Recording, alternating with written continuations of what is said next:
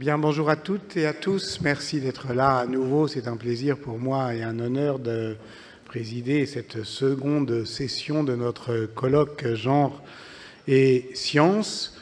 Seconde session consacrée, vous l'avez vu, à un rapport entre histoire et comparaison. De l'histoire, il a été un peu question ce matin. De la comparaison, en somme, nous sommes, en tout cas, au Collège de France, très attentif à ce qu'elle produit comme effet de connaissance, comparé au loin, comparé avec des périodes passées. On a vu encore une fois ce matin que ce n'est pas toujours se donner le beau rôle, celui des femmes et des hommes éclairés sur les injustices de genre, et que c'est une manière aussi parfois de se souvenir de ce qu'il reste à faire, ce qui est quand même une des définitions possibles de l'histoire. Alors, sans tarder, j'ai le plaisir de donner la parole à Marie-Frédérique Pellegrin, qui enseigne à l'université Jean Moulin Lyon 3, qui est philosophe et qui travaille à élargir le corpus et le canon de la philosophie moderne pour repenser le XVIIe siècle. C'est le titre d'un de ses derniers livres, et elle a notamment travaillé sur Poulain de la Barre, ce qui nous a beaucoup intéressés dans le petit groupe qui a coordonné ce colloque, puisque effectivement, tenter d'atteindre le matrimoine, c'est aussi s'interroger sur les verrous qui nous empêchent d'y accéder, et notamment les préjugés. Cela aussi, on l'a vu, et notamment celui qui pèse encore aujourd'hui sur les femmes savantes depuis le XVIIe siècle. Donc nous sommes très heureux de vous entendre sur ce sujet. Merci beaucoup pour votre invitation. Et merci à toutes et tous d'être là. Qu'appelle-t-on science au XVIIe siècle ? À l'époque contemporaine, le terme évoque immédiatement les sciences exactes et naturelles, et on est contraint d'ajouter l'adjectif humaine quand on veut élargir le champ de la scientificité telle qu'on la conçoit spontanément. Au XVIIe siècle, il n'en est pas de même. Le terme de science est souvent un équivalent de celui de philosophie, de savoir, de sagesse. Premier exemple, dans la préface au principe de la philosophie de Descartes, je cite le texte, il présente ce qu'est la philosophie. Ainsi, toute la philosophie est comme un arbre dont les racines sont la métaphysique, le tronc la physique. Les branches qui sortent de ce tronc sont toutes les autres sciences, qui se réduisent à trois principales, à savoir la médecine, la mécanique et la morale, j'entends la plus haute et la plus parfaite morale, qui, présupposant une entière connaissance des autres sciences, est le dernier degré de la sagesse. Au travers de cette métaphore de la philosophie comme arbre, qu'est-ce qui retient notre attention ? C'est d'une part que la métaphysique et la morale, par exemple, sont considérées comme des sciences, et d'autre part que la physique, la médecine ou la mécanique relèvent de la philosophie et de la sagesse. Donc, ce premier constat sur la relative indétermination de la notion de science à l'époque moderne a des conséquences concernant les personnes relevant de la classe savante. Qui peut-on désigner par le nom de savant ? Les métaphysiciens, les moralistes, les artisans constructeurs de matériel scientifique, les médecins, aussi bien que les physiciens ? Ce constat, il est important pour notre objet parce qu'il incite à se demander comment on nomme les femmes qui pratiquent les sciences au XVIIe siècle. Est-ce qu'une précieuse est une savante ? Est-ce qu'une savante est une scientifique ? Est-ce qu'une scientifique est une philosophe ? À l'époque contemporaine, ces qualificatifs sont très distincts. Ce n'est pas le cas à l'époque moderne. Je prends un premier exemple. Dans le dictionnaire des précieuses de Saumaise, 1661, qui répertorie sous des noms d'emprunt toutes les femmes françaises relevant du mouvement dit précieux de son époque. Eh bien, vous le voyez dans ma petite liste, certaines ont des activités que nous appellerions des activités scientifiques. C'est en raison donc de cette indétermination relative que je me suis autorisé ce titre pour mon intervention, même si je ne parlerai pas de théâtre. Clin d'œil, bien sûr, à deux célèbres pièces de Molière, Les Précieuses ridicules 1659 et Les Femmes savantes 1672. Les femmes qui savent ou qui veulent savoir sont visiblement un objet de moquerie, mais qu'il ne faut pas surestimer, car après tout, les hommes en prennent aussi pour leur grade, dans le bourgeois gentilhomme, par exemple. Alors, voilà ce que j'aimerais... le type de question que j'aimerais me poser avec vous aujourd'hui. Ce titre n'est pourtant pas qu'un clin d'œil. La question du ridicule, c'est en réalité la question de la bienséance, de la modestie. On attend des femmes ces deux comportements à cette époque. Et cela peut avoir des conséquences sur leur capacité à participer au développement des sciences et sur leur visibilité dans l'exercice des sciences. Cet adjectif ridicule pose la question des limites sociales à l'exercice de la science par les femmes modernes. Donc cette question, à mon sens, comprend deux dimensions essentielles. D'une part, étudier la place des femmes dans les sciences au XVIIe siècle, et d'autre part, analyser la manière dont actrices et acteurs des sciences se décrivent et se considèrent eux-mêmes. L'enjeu, me semble-t-il, consiste à savoir si théorie et pratique de la science sont envisagées différemment pour et par les femmes et les hommes à l'époque moderne. D'où ma première question. Et pour nourrir cette question, je vais partir d'un constat effectué par François Poulain de Labarre, donc, dont on a parlé en présentation, cartésien féministe de la seconde moitié du XVIIe siècle, qui affirme très nettement l'existence de nombreuses femmes de science à son époque. Je cite, « Combien y a-t-il eu de dames et combien y en a-t-il encore qu'on doit mettre au nombre des savants si on ne veut pas les mettre au-dessus ? Le siècle où nous vivons en porte plus que tous les siècles passés. Et comme elles ont égalé les hommes, elles sont plus estimables qu'eux, pour des raisons particulières.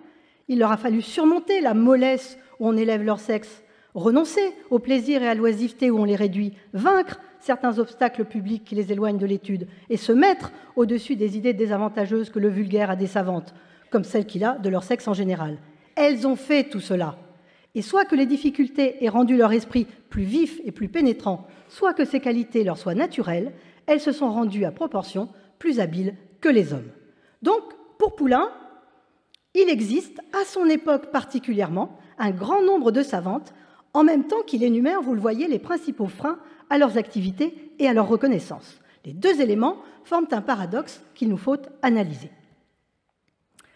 On peut défendre la thèse selon laquelle il existe une certaine mixité de la science à l'époque moderne du fait des lieux où elle se pratique. L'historiographie est en train de revenir de l'idée que les femmes scientifiques constitueraient des exceptions remarquables au XVIIe siècle. Il y a au contraire des femmes scientifiques dans tous les champs de la science à cette époque. Et ceci s'explique d'abord par la manière dont la science se pratique à cette époque. Si l'on entend la science comme l'ensemble des sciences naturelles, par exemple, on voit bien qu'elle ne s'épanouit pas réellement à l'université, faute de cours dédiés à ces questions et faute d'intégration de la nouvelle doctrine scientifique galiléo-cartésienne. Donc, elle se développe dans des lieux alternatifs que je désignerais comme privés ou semi-privés, et on fait des expériences, on présente ces hypothèses dans des conférences, dans des salons, notamment, même si le terme de salon est anachronique à cette époque. Le meilleur exemple, ce sont les milieux cartésiens. Les cartésiens et les cartésiennes sont connus pour débattre de questions physiques dans des réunions à la fois savantes et mondaines. Et on remarque que les femmes savantes de Molière, justement, c'est de physique cartésienne qu'elles discutent, pas de métaphysique, par exemple. De même, Fontenelle, quand il écrit un traité de vulgarisation du cartésianisme pour les femmes, eh bien, ce traité porte sur la physique et sur l'astronomie. Donc, la vie scientifique se déploie beaucoup dans le cadre domestique à cette époque, dans le laboratoire, le bureau, voire même dans la cuisine de sa maison, c'est là qu'on travaille. Ces lieux étant privés, ils sont accessibles aux femmes, contrairement aux bancs de l'université. On pratique des expériences chez soi, soit en les mettant en scène comme lors d'une réception, soit dans le cadre privé avec sa famille et ses amis. Je donnerai un nouvel exemple, c'est celui de Mademoiselle de Scudéry, autrice et salonnière très connue au XVIIe siècle, qui écrit en 1680 une histoire des deux caméléons qui consiste en un témoignage naturaliste selon la formule d'Aude Volpillac, qui vient de rééditer cet écrit passionnant. Elle y consigne ses observations sur un couple de caméléons que lui a offert le consul d'Alexandrie. Elle étudie les animaux qui résident chez elle, elle les soumet à des expériences. Le résultat est donc un écrit d'observation et d'analyse qui prend position contre la théorie cartésienne de l'animal-machine, c'est-à-dire que Madeleine de Scudéry, depuis son salon, par ses propres moyens, fait de la science naturelle et entre en débat avec des thèses philosophiques concurrentes sur l'animal à son époque.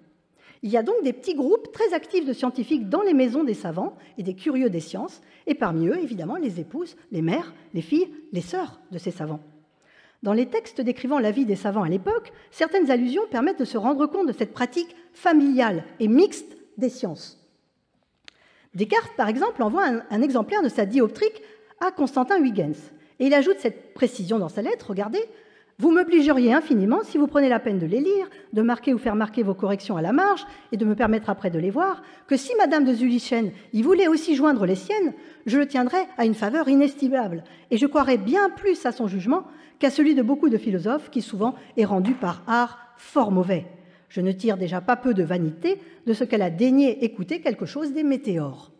Ce sont donc les essais scientifiques qui accompagnent le discours de la méthode que Descartes souhaite. C'est sur eux que Descartes souhaite avoir l'avis non seulement de Huygens, mais de sa femme, Susanna van Berle, savante bien connue, qui collaborait étroitement avec son mari. Un second exemple permet d'entrevoir ces figures de savantes à l'arrière-plan des savants. Bonaventure d'Argonne écrit des mélanges d'histoire et de littérature en 1700. Il s'agit d'un recueil disparate de vignettes élogieuses ou satiriques sur rois, reines, savants, littérateurs. Et dans ce recueil, une entrée de la table des matières attire l'attention. Elle s'intitule « Femmes de savants ». L'auteur y narre quelques anecdotes sur des femmes de savants orgueilleuses. L'existence même d'un chapitre intitulé « Femmes de savants » est intéressante, significative. Cela indique bien ce caractère familial, collectif et mixte des pratiques scientifiques à l'époque. La description est satirique. Différentes femmes de savants sont présentées comme fières des succès de leur mari, au travers notamment de deux types d'anecdotes. D'une part, elles sont très regardantes sur les personnes venant assister aux conférences de leurs époux, admettant ou refusant tel ou tel sur le pas de la porte. D'autre part, elles se battent pour que ceux-ci obtiennent une sépulture à leur mesure. Concernant Saumaise, Claude Saumaise et Anne Mercier, voilà ce que dit le texte. Madame de Saumaise croyait être la reine des sciences, Monsieur de Saumaise étant regardé comme un souverain parmi les critiques et les savants. La bonne dame se mêlait dans toutes les conférences qui se tenaient dans le cabinet de son mari. Elle y parlait avec hauteur et décidait de tout en souveraine. Pour le dire de manière un peu plus neutre, Madame de Saumaise participait aux discussions intellectuelles qui se déroulaient chez elle, tout simplement.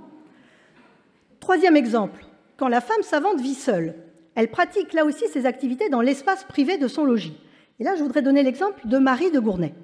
Marie de Gournay, elle est connue pour avoir été instituée par Montaigne éditrice de ses œuvres posthumes. C'est une femme de lettres très connue à l'époque. Elle est importante aussi dans l'histoire du féminisme, car c'est l'une des premières à soutenir un féminisme reposant sur l'égalité des sexes. Elle est éditrice, poétesse, romancière, traductrice, mais aussi scientifique. Elle pratique en effet l'alchimie pendant plusieurs années. Elle y consacre du temps, de l'argent, et elle est très critiquée pour cela. Dans un de ses écrits autobiographiques, elle décide de répondre à ces critiques et se justifie, budget à l'appui, de ce travail de recherche. C'est à la fois touchant et instructif. Elle met d'abord en avant le mépris général pour les femmes savantes qui vise à les ridiculiser. On y revient. Je cite, « Il n'est rien pour lui de sot ni de ridicule après la pauvreté comme d'être clairvoyant et savant. Combien plus d'être clairvoyante et savante, ou d'avoir simplement, ainsi que moi, désiré de se rendre telle. Parmi notre vulgaire, on fagote à fantaisie l'image des femmes lettrées, c'est-à-dire on compose d'elles une fricassée d'extravagance et de chimères. » Elle en vient ensuite plus spécifiquement aux critiques concernant ses recherches scientifiques. À ce décrit général des femmes studieuses, on ajoute en Monfait un point particulier, c'est de pratiquer l'alchimie, qu'il croit en soi folie parfaite. Elle y répond avec l'argument essentiel d'une légitime curiosité intellectuelle liée à la volonté de comprendre la nature. Elle parle ainsi de belles spéculations de nature dignes d'un esprit curieux. Or, on lui reproche d'avoir dilapidé son argent dans ses expériences alchimiques. Les instruments, les matériaux coûtent très cher. C'est là qu'elle décide de présenter les comptes de ses expériences. Je résume ce témoignage, que je n'ai pas le temps de lire. Il est assez extraordinaire, parce qu'il montre les conditions matérielles dans lesquelles se pratiquent les sciences naturelles. Elle profite du feu du verrier habitant dans sa rue, ça s'appelle toujours la rue de la Verrerie à Paris. Elle fait ses expériences à son domicile personnel. Elle ne touche pas à son patrimoine, mais dépense uniquement l'argent qu'elle a elle-même gagné du fait de ses productions intellectuelles. Et le coût de ce travail explique qu'elle renonce aux atours et aux règles de savoir-vivre d'une dame de petite noblesse comme elle. On peut donc dire que le fait que les sciences, notamment exactes et naturelles, soient peu enseignées à l'université était plutôt favorable à la participation des femmes à celle-ci. Dans les cercles, dans les cours nobles, dans les conférences, dans les correspondances, où se pratiquent plus volontiers ces sciences, elles peuvent se mêler à leurs collègues masculins. À partir de la fin du siècle, où les sciences commencent à engendrer des institutions, ces lieux propres vont marquer, vous vous en doutez, un recul de la mixité admise dans les sciences. En effet, l'immense majorité des académies et des sociétés royales sont strictement masculines. Je donnerai 2 exemples. Celui de Catherine Boyle, la sœur de Robert Boyle.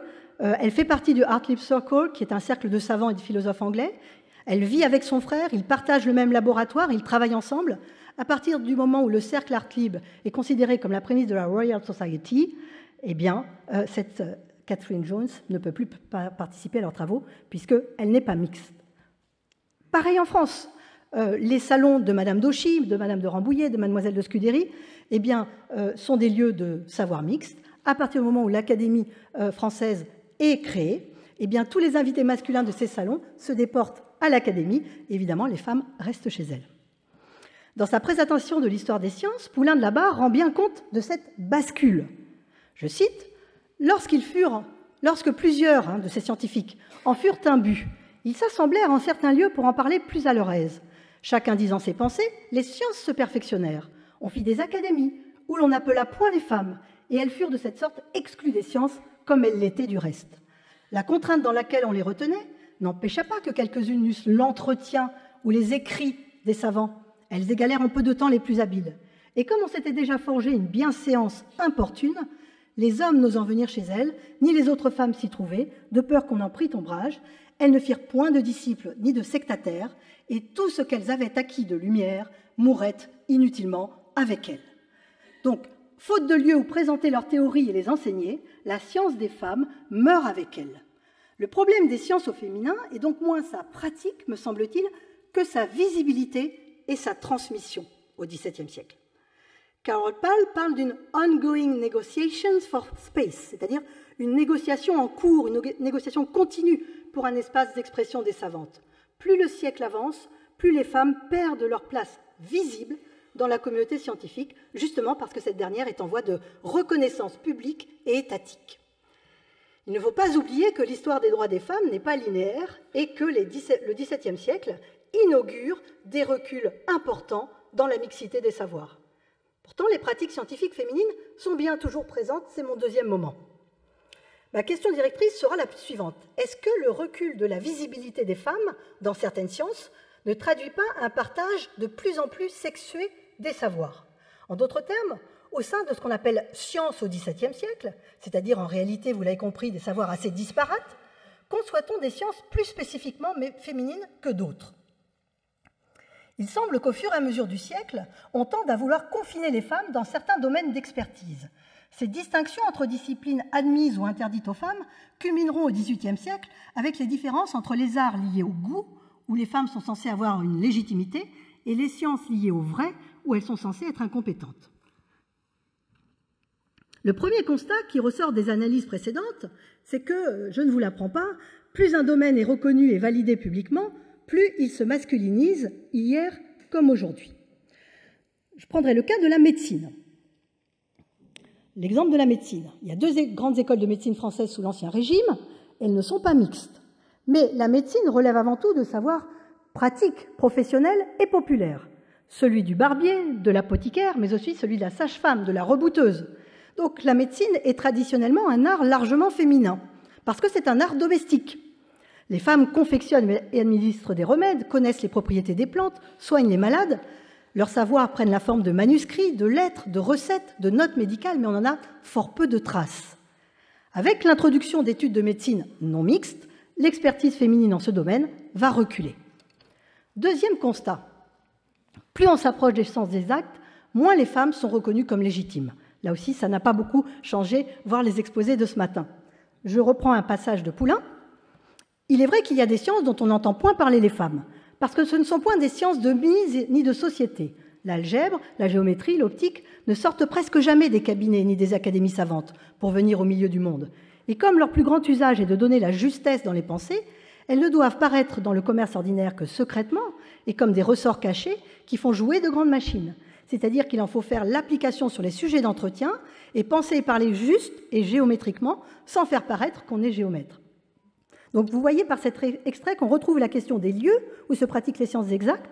Poulain évoque également les règles de la bienséance qui font qu'elle n'est pas pratiquée telle qu'elle dans les lieux mixtes. Et enfin, l'argument selon lequel si une femme s'y connaît en ces domaines, elle ne doit pas le montrer si elle ne veut pas être considérée comme pédante donc ridicule. Troisième point, ces différences entre sciences féminines et masculines s'expliquent par le rôle social, évidemment, dévolu aux femmes. Élever les enfants, tenir la maison. Elles doivent donc être expertes avant tout en philosophie morale, en religion et en économie. Je prendrai l'exemple donc de Louis de Lesclache. Il donne des conférences et des leçons à domicile et écrit de nombreux ouvrages de vulgarisation philosophique d'obédience aristotélicienne. L'un de ces ouvrages est destiné aux femmes, les avantages que les femmes peuvent recevoir de la philosophie. Dans la préface de l'ouvrage, 1667, un mari se plaint de ce que sa femme se pique de philosophie. Elle se rend chez un philosophe où elle avait poussé 2 boules d'ivoire l'une contre l'autre sur une table pour savoir, disait-elle, de combien de degrés la plus grosse ferait reculer la plus petite. Elle s'exerce également à l'astronomie, observant la Lune pour découvrir de quelle façon les peuples de la Lune étaient vêtus. Et enfin, elle s'adonne à la chimie et plus précisément à la recherche de la pierre philosophale. Face à ce portrait satirique désavantageux, Lesclache va donc opposer les avantages de la philosophie pour les femmes en distinguant justement entre les sciences spéculatives inutiles et les sciences nécessaires aux femmes pour mener leurs tâches d'épouse et de mère. Il en déduit que c'est avant tout en philosophie morale qu'elles doivent d'abord se cultiver et s'exercer. Cependant, un examen plus précis de l'ouvrage montre bien que ce critère de la bienséance et de l'utilité sociale des savoirs féminins est constamment discuté. La ongoing negotiation for space se poursuit inlassablement tout au long du XVIIe siècle. Ainsi, 3 points intrigants attirent l'attention concernant cet ouvrage. Tout d'abord, après avoir exclu les sciences naturelles et abstraites des matières recommandables pour les femmes, le traité finit par considérer que toutes les branches de la philosophie, découlant les unes des autres, les femmes peuvent s'adonner à toutes les sciences. Deuxième point, la préface constate que si les hommes veulent encadrer et restreindre le savoir des femmes, c'est d'abord parce qu'ils ont peur qu'elles se rendent compte à quel point ils sont ignorants. Troisième point, selon certaines sources, cet ouvrage de philosophie pour les dames aurait été écrit non par monsieur, mais par madame Lesclache, dont certains dictionnaires de l'époque expliquent qu'elle enseignait et écrivait tout comme son mari. Donc vous le voyez, dès qu'on creuse un peu, on se rend compte que les femmes résistent à la défense sociale qui leur est faite de se consacrer aux sciences. Alors quel rôle dans la République des lettres? La négociation d'espace, d'échanges scientifiques mixtes, est une constante tout au long du XVIIe siècle. Les femmes utilisent tous les canaux existants et participent ainsi de fait à ce qu'on appelle à l'époque la République des lettres, c'est-à-dire la communauté des savants à l'échelle nationale et internationale. Françoise Vaquet a écrit un article évidemment remarquable sur cette entité de République des lettres. Voici comment Bonaventure d'Argonne à nouveau définit cette République. Gens de toute nation, de toutes conditions, de tous âges, de tout sexe. On y parle des langues vivantes, mortes, on parle de lettres, mais on parle d'art et de mécanique aussi bien. Donc, vous voyez, on a une communauté de chercheuses et de chercheurs de toute nationalité dans cette République, censée échanger toutes les nouveautés, toutes les découvertes les unes avec les autres. Parmi ces échanges, il faut mettre en exergue l'importance scientifique à l'époque des correspondances. Les correspondances savantes, c'est vraiment essentiel. Or, dans une correspondance, l'échange est très souvent mixte, voire celle entre Margarita Sarocchi et Galilée, par exemple. Les correspondances entre personnes lettrées n'ont jamais un statut privé au XVIIe siècle. Ces lettres sont faites pour être diffusées dans des cercles plus ou moins larges et puis ensuite publiées dans les œuvres complètes des auteurs ou autrices. Je prendrai ici le cas d'Élisabeth de Bohême, qui est sans doute le plus remarquable au XVIIe siècle, qui témoigne du rôle de ces femmes dans la République savante européenne moderne. On la connaît pour sa correspondance avec Descartes, qui traite aussi bien de l'union de l'âme et du corps, des mathématiques, physique, médecine, morale, mais la princesse Élisabeth de Bohême est aussi au cœur d'échanges intellectuels dans toute l'Europe et a écrit des centaines de lettres touchant aux sciences. De nombreux traités scientifiques lui sont dédiés, elle transmet des copies de ses échanges scientifiques à tel ou tel, elle résout des questions mathématiques délicates comme la théorie des 3 cercles, elle participe à des débats d'astronomie pointus, les satellites de Jupiter, la cartographie de la Lune, le développement des télescopes, et elle fait des dissections dans sa cour itinérante. Ce n'est donc pas étonnant si Descartes lui dédie ses principes de la philosophie. Voici le portrait qu'il en fait. Il est beaucoup plus long, j'en tire un extrait. Vous voyez que dans ce portrait, Descartes, je n'ai pas le temps de le lire, je suis un petit peu en retard, indique clairement que les filles sont dissuadées des occupations scientifiques par leur éducation même et que le rang n'y change rien. Il souligne ensuite que Élisabeth de Bohème est capable d'embrasser toutes les sciences. Je ne lis pas non plus le texte. Il explique en substance qu'il n'a rencontré qu'une seule personne apte aussi bien aux sciences dérivées de la mathématique qu'aux sciences dérivées de la métaphysique, et c'est elle. Pourtant, il en a connu des savants et des savantes, hein, Descartes. Car le dernier point essentiel pour comprendre cette République des lettres, c'est que peut y régner ce que l'on pourrait appeler une forme de sororité. On voit en effet qu'elle contient des réseaux féminins où des femmes s'organisent entre elles pour échanger intellectuellement. Elles se tiennent au courant de ce qui se dit, de ce qui se pense, elles s'envoient des bouquins, elles entrent en relation et elles se citent les unes les autres pour se donner de la publicité. Ça, c'est très important, évidemment, d'être citées par d'autres.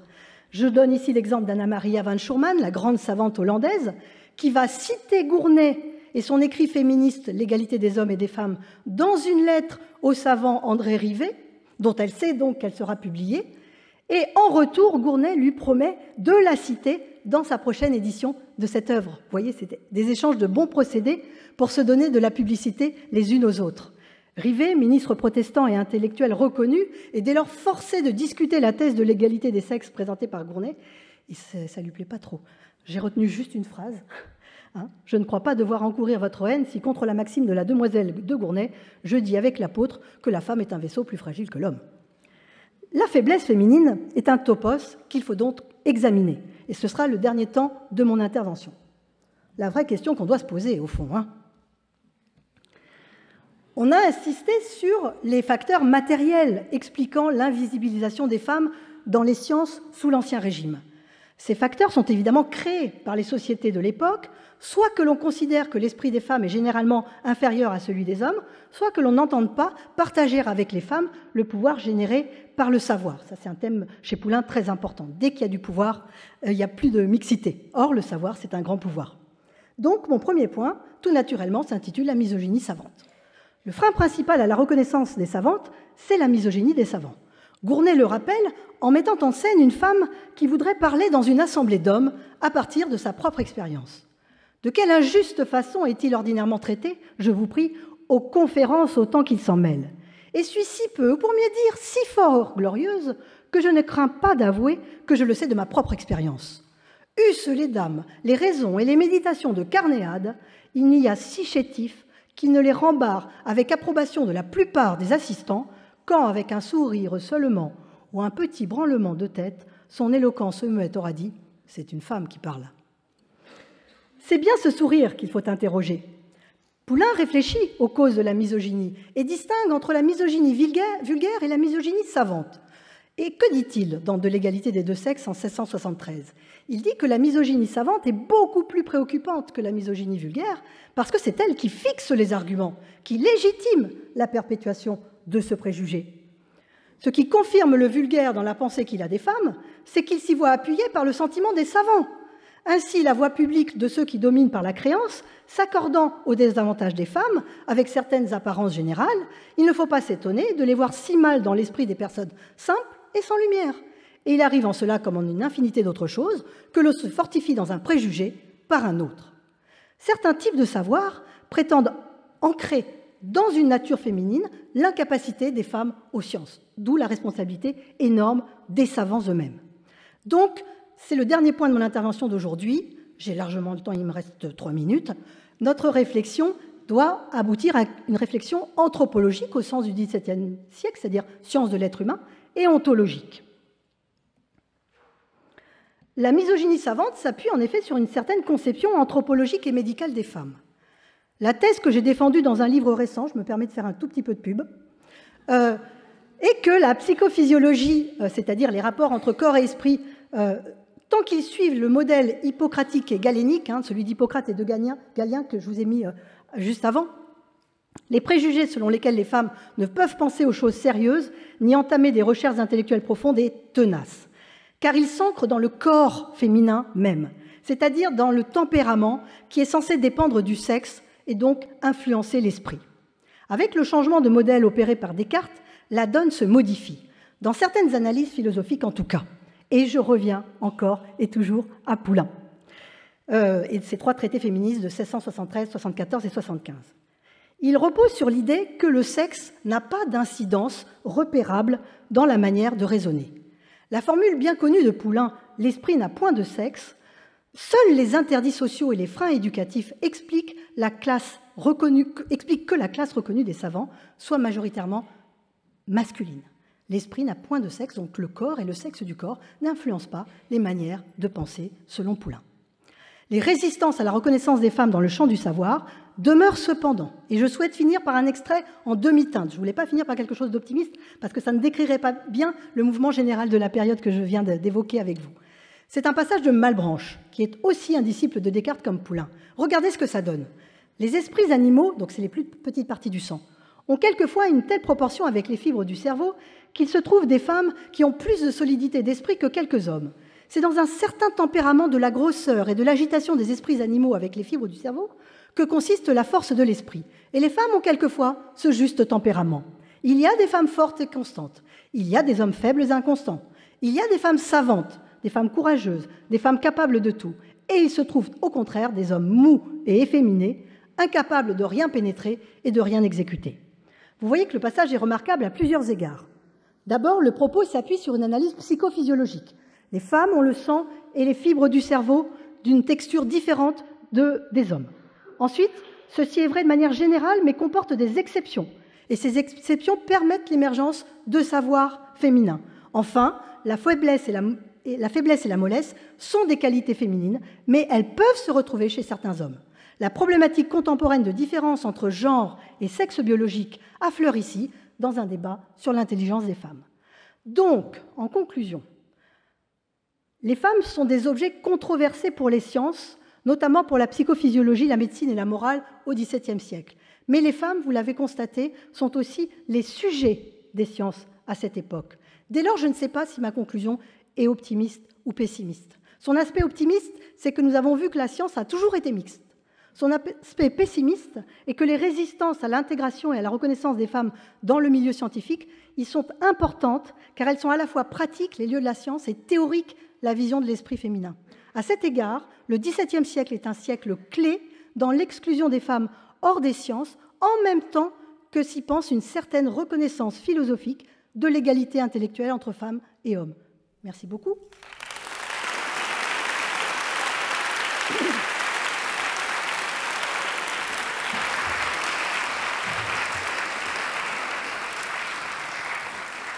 C'est nous qui vous remercions, bien sûr, pour nous montrer de manière si vaillante et si brillante voilà, ce que peut l'histoire face à ces questions-là, c'est-à-dire démontrer à la fois les possibles et ce qui nous empêche d'y accéder à nouveau.